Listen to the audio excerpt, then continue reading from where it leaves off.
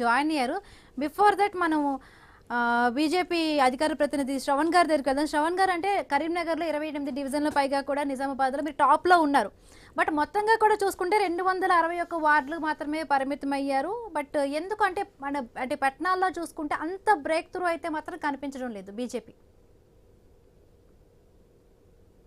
ముందుగా నమస్తే అండి, అందరికి నమస్తే అండి. ఒకసారి ముందుగా అందరికి నమస్తే అండి.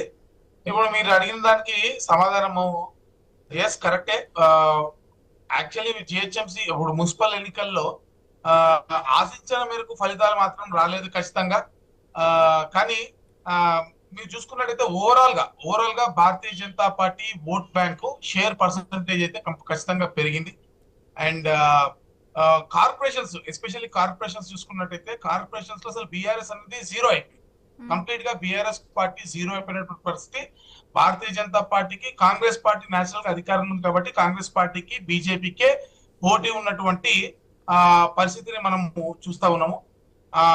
మీరు ఇంకో విషయము చాలా జాగ్రత్తగా గమనించినట్టయితే గతంలో అధికార పార్టీలు లోకల్ ఎన్నికల్లో ఏ విధంగా అంటే స్థానిక సంస్థల ఎన్నికల్లో ఏ విధంగా పర్ఫామ్ చేసినాయో ఆ యొక్క ఫిగర్ తీసుకోండి. అంటే టిఆర్ఎస్ పార్టీ గతంలో అధికారంలో ఉన్నప్పుడు ఎప్పుడే ఏ ఎన్నిక లాస్ట్ టైం జరిగిన 2020 ఎలక్షన్స్ లో దాదాపు 109 మున్సిపాలిటీని కైవసం చేసుకుని 45% పైన ఓట్ బ్యాంక్ వచ్చినటువంటి పరిస్థితి మనం చూసినాం ఆ రోజున.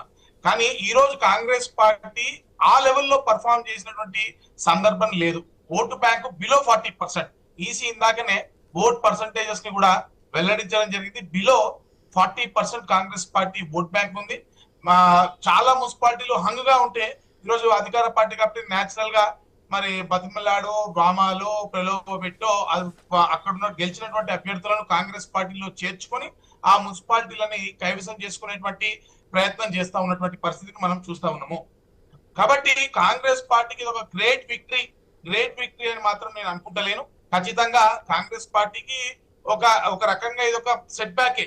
ఎందుకంటే ఆశించిన స్థాయి ఫలితాలు రాదు. ప్లస్ ఇంకొక విషయం మనం గమనించాల్సిన విషయం ఏంటంటే మనము ఈ యాంటీ ఇన్కంబెన్సీ ఫ్యాక్టర్ ఏదైతే ఉంటుందో అంటే ప్రభుత్వ వ్యతిరేక ఫ్యాక్టర్ ఏదైతే ఉంటుందో 5 ఏళ్ళు 10 ఏళ్ళు పరిపాలన చేసిన తర్వాత ఆ నెంబర్ అనేది ఆ మార్జినల్ ఫ్లక్చువేషన్ లెవెల్స్ అనేవి చాలా హైగా ఉంటాయి. కానీ కాంగ్రెస్ పార్టీ అధికారంలోకి వచ్చి ఇంకా 2 సంవత్సరాలు మాత్రమే.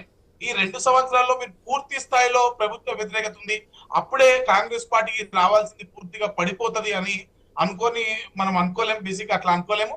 ఖచ్చితంగా ప్రభుత్వ వ్యతిరేకత స్టార్ట్ అయింది అనడానికి ఇది ఒక కొలమానం ఖచ్చితంగా. ఎందుకంటే ఏ ప్రభుత్వాలు అంటే అధికారంలో ఉన్నప్పుడు ఏ విధంగా సాధించాల్సినటువంటి నెంబర్ ఏదైతే ఉంటుందో ఆ నెంబర్ ని మాత్రం ఖచ్చితంగా సాధించలేకపోయింది.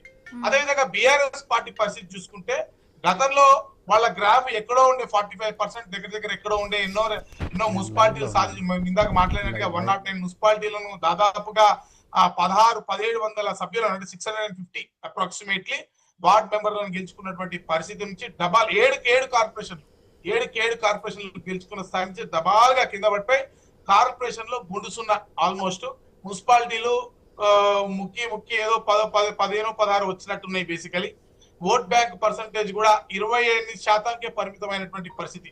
అంటే దాదాపు 17%, సగానికి సగం ఓటు బ్యాంకు టిఆర్ఎస్ పార్టీది పడిపోయింది మీరు అక్కడ చూసుకున్నట్టయితే.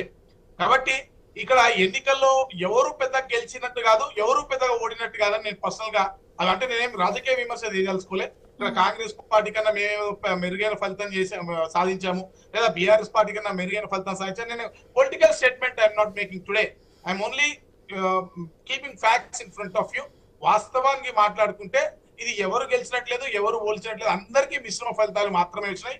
భారతీయ జనతా పార్టీ నెంబర్ 2లో వస్తామని అనుకున్నాం. నెంబర్ 2లో రాలేదు. కానీ గణనీయమైనటువంటి ఓట్ బ్యాంక్ పెరిగింది మాకు ఖచ్చితంగా. గణనీయమైనటువంటి సీట్లు కూడా పెరిగినాయి. దాదాపు గతంలో 250 సీట్లు ఉంటే 350 వార్డ్ మెంబర్లను మేము ఈ రోజు గెలుచుకోవడం జరిగింది. ఆల్మోస్ట్ అనేక చోట్ల సింగిల్ లార్జెస్ట్ పార్టీగా నిలవడం జరిగింది. 2 కార్పొరేషన్లలో కూడా మేము సింగిల్ లార్జెస్ట్ పార్టీగా ఉన్నాం అవుట్ ఆఫ్ 7 కార్పొరేషన్స్ బేసికలీ. కాబట్టి భారతీయ జనతా పార్టీకి అంత ప్లస్ లోనే ఉన్నాం. బీఆర్ఎస్ పూర్తిగా మైనస్ లో పోయినటువంటి పరిస్థితి.